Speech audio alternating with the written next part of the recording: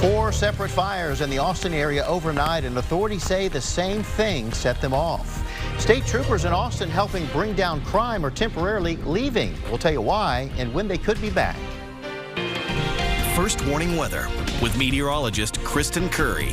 Well, good Saturday evening. Most of us woke up to some pretty good rainfall, and it's been kind of scattered on and off since then. Still tracking some light scattered showers out in the hill country, a little bit of drizzle in spots over the I-35 corridor in eastward. Most of the heavy rain has kind of been put on pause, but there's a chance it comes back into your Mother's Day and beyond. We'll talk about that in a second, but let me get you out with your Saturday evening forecast, and it's looking pretty nice, much better than what we had earlier this morning. The Lorenz 360 camera kind of putting on a beautiful show here with that sunset. 72 degrees with the rain and the cloud cover. We didn't get anywhere close to our average today. We're talking 60s and 70s at this hour. I really don't think you'll need a jacket walking out. Our temperatures will pretty much stay in the 70s. We are much cooler than what we had yesterday at this time, but as far as your evening planner goes, you can pretty much I would say bank on the fact that the temperatures aren't going to leave the 70s,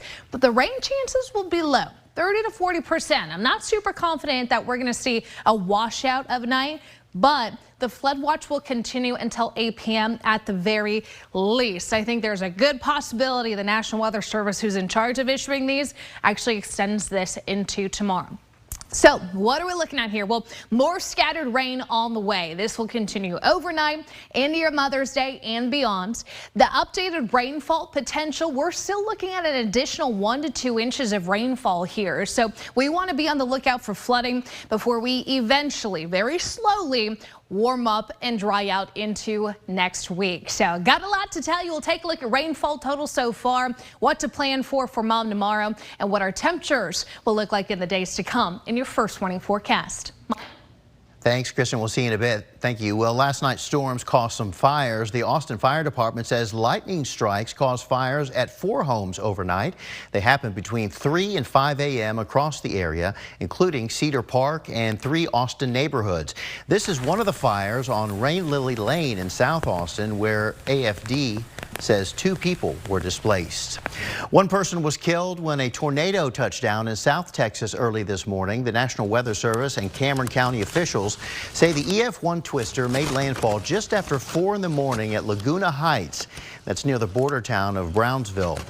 A county official says as many as 60 homes are damaged. The preliminary assessment indicates the tornado had wind speeds around 86 to 105 miles per hour. Officials say in addition to the 1 death, at least 10 others were injured and taken to hospitals. Didn't have the benefit of warning, obviously. The hour didn't help.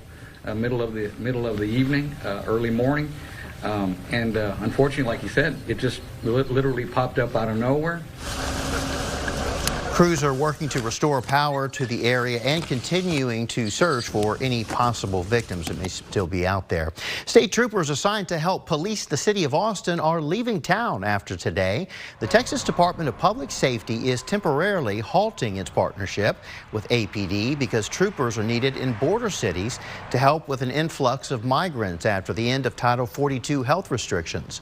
Troopers began helping APD in March because of the department's staffing shortage. There are about 300 vacancies right now. According to law enforcement sources, troopers will likely not return to their Austin posts for several weeks. Going in depth now, according to APD, since the start of the partnership on March the 30th, there have been significant decreases in violent crime, response times, and calls for service. APD used a data-driven approach to identify hotspots for crime and deployed troopers to those locations. According to police, violent crime dropped 58% in those areas. But not everyone has been happy with the added presence. Some communities with those heavy patrols feel like they're being unfairly targeted with traffic stops. Well, a number of viewers have reached out to us wanting to know what's going on at Dell Children's Adolescent Medicine Clinic after all of the doctors in that clinic are leaving. Ascension Seton released a statement this morning saying the adolescent medical clinic has not closed, but confirms the physicians who previously staffed it will be departing, it says. KXAN has asked for clarification on the departure as well as reasons for the change, but we have not heard back just yet. We did speak to one family dealing with the aftermath of the doctors leaving. If you'd like to hear their story and read more on this, head over to KXAN.com and click on this story. A bill to ban gender transition-related health care for Texas minors is closer to becoming law. Last night, House members approved the bill during a second reading, but it needs one more vote before it goes to the governor's desk. The bill would revoke the licenses of doctors who provide anyone under 18 years old with treatments like puberty blockers or hormone treatments for transition-related care. It would also withhold public dollars from hospitals that provide such care. Groups on both sides are already gearing up for legal fights in anticipation of the legislation becoming law. I just don't believe any child under 18 years old is fully developed yet. And therefore, I don't think they should be alternating their body. Once they get 18, if that's what they want to do, that's their choice. One of the core values of Texas is privacy, right? And I think that they should mind their business and allow parents and families to make these private decisions alone. Who are suffering from. The final vote comes on Monday. We'll keep you posted. A boy saves his sister from being kidnapped. Coming up, the unconventional way he was able to not only scare off the attacker, but later help identify him. An 8-year-old girl was nearly kidnapped out of her own backyard in Michigan earlier this week, but authorities say her older brother saw what was happening and fired rocks at the kidnapper with his slingshot. Josh Kerman has more on the attempted abduction. You know, you wouldn't think in this world that if you were playing in your own backyard or on your own property that you would be concerned about something like this. But it just goes to show that there's evil out there, and it can find anybody anywhere. And it did. Wednesday afternoon, police say an 8-year-old girl in a rural area of Alpena Township, just south of the city, was hunting for mushrooms in her backyard when she felt someone grab her. The suspect had come through the woods onto her property and came from behind her, grabbed her like you'd see in the movies, hand over the mouth, arm around the waist, and was attempting to pull her into the woods. Grimshaw says that's when the girl's older brother, just 14 years old, saw something happening outside. He grabbed a slingshot and whatever ammunition he could find and fired 2 shots. One to the head, another to the chest of the alleged kidnapper, and his sister was able to get away. I mean, he really is the one that that I believe saved his sister's either life or from something seriously bad happening to her. You know, for a 14-year-old to see that and to pop into action that quickly is extraordinary, and he should be commended for it. Troopers say they found the suspect, a 17-year-old boy, hiding in a gas station later that day. I know it'll sound probably somewhat funny the way it comes out, but it's not meant to be that way. But what he did also helped us to identify who the suspect was, because obviously he had injuries from getting hit with a slingshot, and those were things that helped us evidentiary-wise to identify who it was. So that was very valuable too. Hey, we saw temperatures in the 70s just after midnight this morning, and then once that rain came in, we were pretty much fighting to get out of the 60s. So the almanac looks a little funny today. It was, in general, a cooler day area-wide, but we got what we needed out of that first round of rain. Picked up over 2 inches here in Austin, and I do have some more rainfall totals to show you, and you better believe it's going to help with this drought, especially out towards the south and west. I've got a lot more to show you after the break. First warning weather with meteorologist Kristen Curry. Hey, good evening to you. Meteorologist Nick Bannon has the night off, so you guys are stuck with me tonight, but I've got some good news. The rain totals that we have for the last 24 hours look fantastic across the entire central Texas region. I didn't see a single rain gauge here at home that didn't have something in it after the rain that we had this morning. So I'll give you a second to find your neighborhood number. Widespread 1 to 3 inches. If you want to take a more zoomed in look, I encourage you to go go to our website, KXAN.com. Underneath the weather tab, you'll see a little button that says rainfall amounts, and you can click there for more of those rain totals. But hey, clouds and radar still showing a little bit of light rain kind of scattered here and there. Not as heavy or widespread as what moves through overnight, but that's okay. We want these breaks to allow the ground, the soils to soak in all this moisture that's coming at us. If I zoom this out, there's a lot going on across the state, right? Not only are we watching more storms and showers coming off the higher terrain of Mexico, we've got this low spinning slowly over the region that's helping to keep our rain chances in the area for the next several days. So what are we looking at outside this evening? Well, our Indeed domain camera looking at it Q2. We've got Austin FC at home tonight. As far as the conditions go, plan on clouds, plan on maybe a little bit of drizzle here and there. Most of the heavy rain will be put off until at the earliest overnight. At 73 degrees, we're slowly starting to see those temperatures get a little bit further above 70, but I don't think they're going to have much time before it hits sunset, and then our temperatures will drop from the lower 70s down to those upper 60s, low 70s overnight with that cloudy sky up top. And again, a few pockets of light rain possible overnight into tomorrow for the most part. Not going to completely rule out a downpour. I just think most of these showers will be light to medium in intensity. So the flood watch continues until 8 p.m. tonight. Still waiting on if the National Weather Service is going to extend that or not. Once I know, I will tell you guys. You can find those updates on social media. But here's one estimate as to what our future radar could look like. Putting this into motion. Couple spots, showers or storms. Thunderstorm risk pretty low here, so I'm not super concerned. But as far as your Mother's Day goes, we start with some showers and thunderstorms, and you'll notice this kind of fills in on and off through the day on Sunday. Tomorrow's going to look very similar to what we had today, where there's a little bit of rain at times, not a big severe risk, but we'll have to be watching the skies closely because some of those showers could be a little intense. By that, we're talking heavy downpours, slow moving showers, bringing the risk of some flash flooding.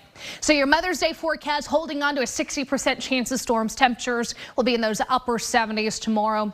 Looking at your flash flood threat, that is a 2 out of 4 risk across our southern hill country, Austin Metro and eastern counties tomorrow. I'm still thinking our eastern counties probably has a slightly higher risk of flooding just because you guys kind of went into this event already saturated. We had some room in our soils out west, but eastern counties, it's not going to take much to run into some flooding issues with more rain on the way. And we do have more rain on the way. How much? Well, I'll go scattered storms and showers tomorrow and again on Monday. And then we're slowly starting to taper off the rain coverage there as we get into the middle to end of our next work week. But I will tell you, your rainfall accumulation, this is in addition to everything we've picked up. So with already 1 to 3 inches in the ground, we'll have to watch for another 1 to 3 inches, causing some potential problems with the flooding.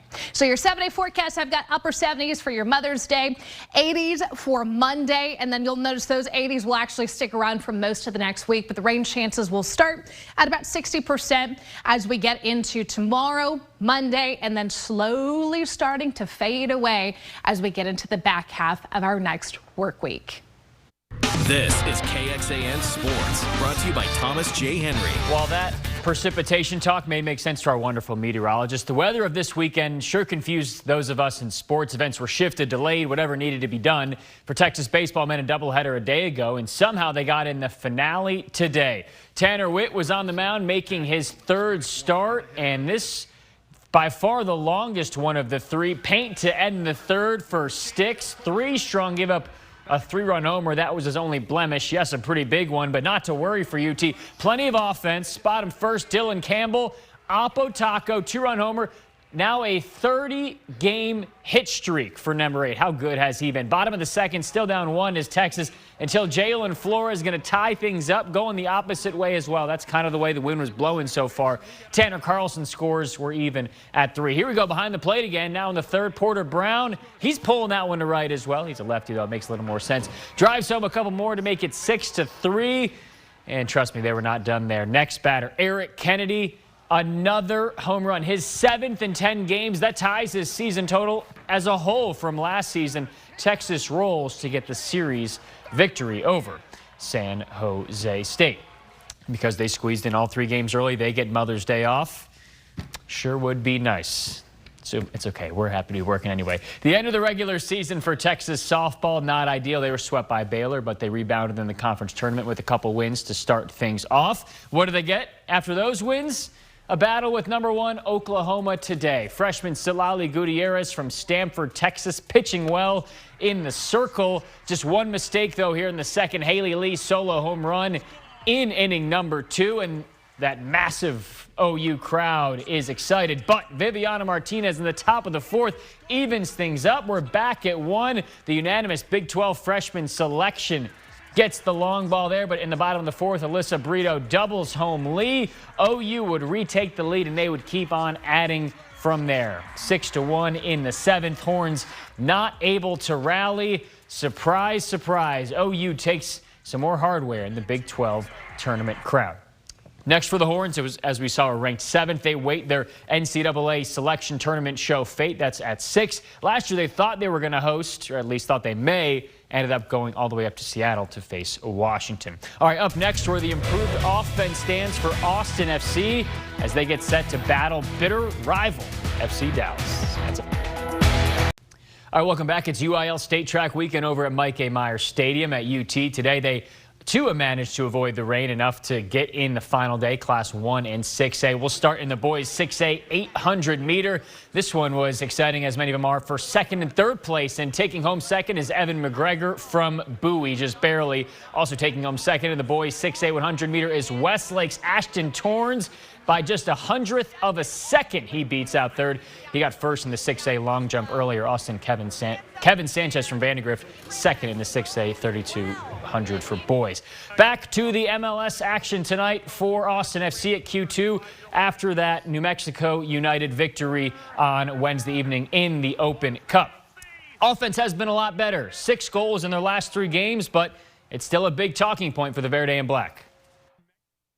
You have to have a variety of ways to score goals. You can never score enough goals. And, we're glad to have 2. We could have had 3, 4.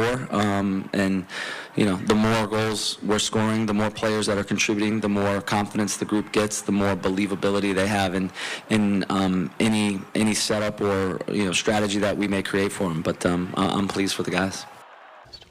Kickoff at 7:30, and it sounds like they should avoid mostly rain this evening. Yeah, maybe a little bit of light rain. That's about it. But as far as the 7-day forecast goes, you can see tomorrow and Monday a 60% chance of those storms and showers. So keep the umbrella on standby if you can. Just spend some time inside with Mom on Sunday. Nothing better than that. I know, right? All right. Thanks for watching, everybody. Hope to see you back here at 10 o'clock. Have a great evening.